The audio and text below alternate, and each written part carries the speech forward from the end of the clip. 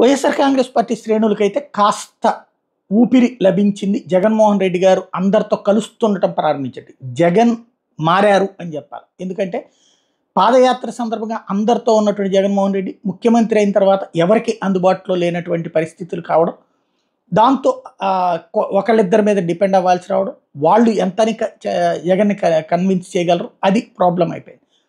ఇప్పుడు రోజు నాయకులతో కలుస్తున్నారు, కార్యకర్తలు నాయకులు వెళ్తున్నారు, కలుస్తున్నారు, మాట్లాడుతున్నారు, వాళ్ళతో చర్చిస్తున్నారు. దాంట్లో ఏంటి అన్నటువంటి అంతర్మతనం ఎట్లాగా ఉంటుంది. ఇందులో ప్రధానమైనటువంటి అంశం వాళ్ళకి ధైర్యాన్ని ఇచ్చే మాటలు చెప్పడం. ఏదైతే కేంద్రంలో ఇప్పుడు సంకీర్ణ ప్రభుత్వంగా ఉంది, ఇదివరకైతే స్థిరమైన ప్రభుత్వం, ఇప్పుడు ఎవరిని వదులుకోరు వాళ్ళు.